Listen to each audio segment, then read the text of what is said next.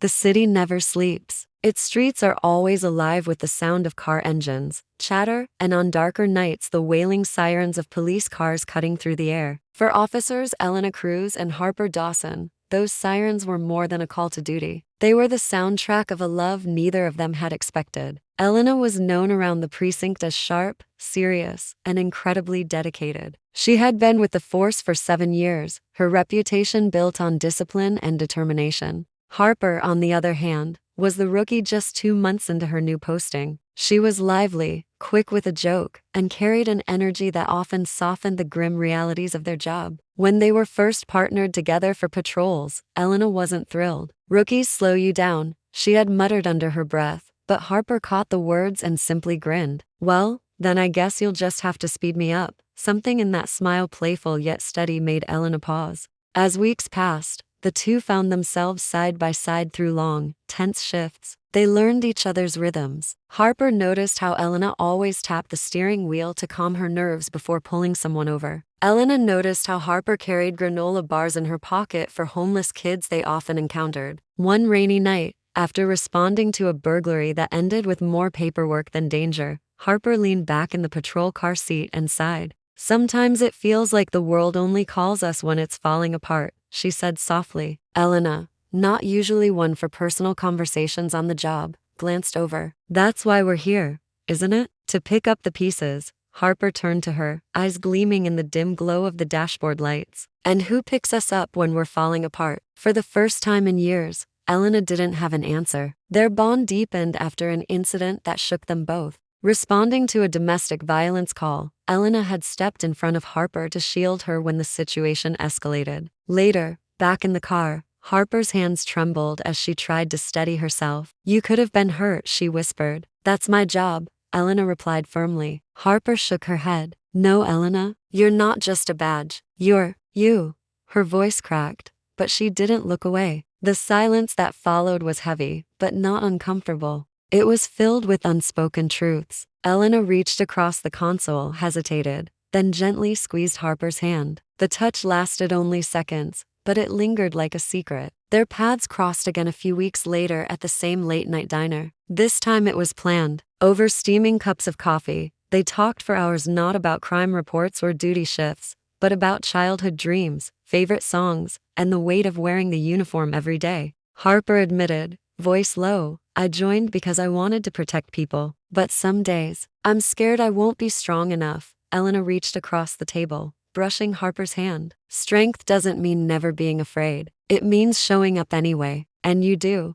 Harper smiled then, the kind of smile that reached her eyes. "You make me want to be braver." On the surface, their lives were still just as chaotic as before. There were still dangerous criminals to catch, long stakeouts, and late-night emergencies. But now there was something else, a current of electricity between Elena and Harper whenever they were together. It was in the small things, a shared glance, a knowing smile, the comfortable silence that fell between them when they were on duty. One evening after a particularly challenging shift, they found themselves at another all-night diner, this time a small cozy place with red vinyl booths and the scent of fresh coffee and pie lingering in the air. The rain outside was coming down hard, mirroring the storm of emotions brewing within Elena. Harper, ever attuned to the moods of others, reached across the table, taking Elena's hand in hers. The touch was grounding, familiar, and Elena felt the tension draining from her shoulders. "I can let go," she whispered, the words tumbling out before she could stop them. Harper squeezed her hand,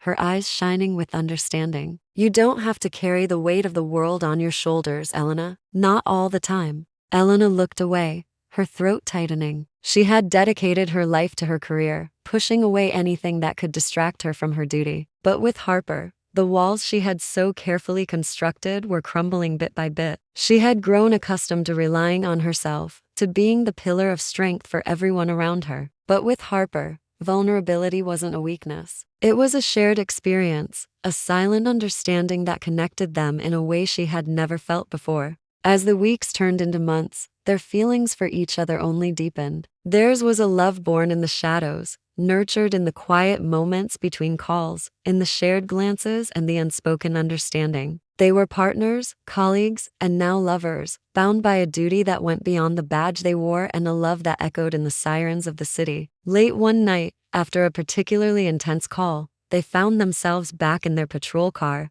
the silence thick with emotion. Elena, usually so composed, was shaken. Harper, ever perceptive, reached out, her fingers finding Elena's hand. "Hey," she whispered, her voice a soothing balm to Elena's frayed nerves. Elena turned her head, meeting Harper's gaze. In that moment, the weight of what they had become, pressed down on them. The boundaries they had so carefully maintained started to blur. Suddenly, it wasn't just about the job anymore. It was about them, about the connection that had taken root and blossomed into something real, something raw, something terrifyingly beautiful. Elena took a deep breath, her voice trembling slightly. "I can't keep doing this, pretending that." She stopped, unable to articulate the jumble of emotions and thoughts that were crashing against her resolve. Harper squeezed her hand, understanding shining in her eyes. "I know," she said softly. "I feel it too." Elena leaned against the car, her eyes fixed on the dark street ahead. "What do we do?" Harper asked,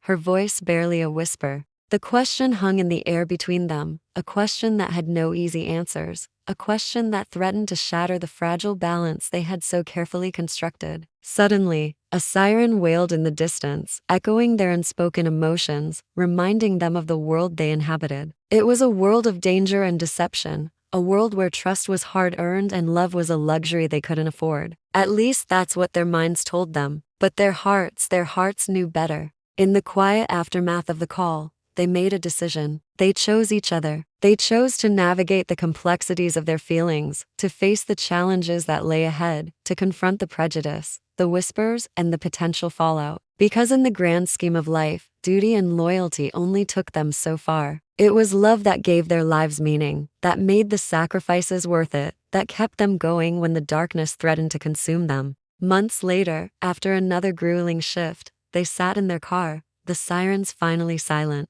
Harper leaned her head against Elena's shoulder, eyes heavy with exhaustion but heart full. "You know," she murmured, "sirens used to scare me. Now, when I hear them, all I think about is you."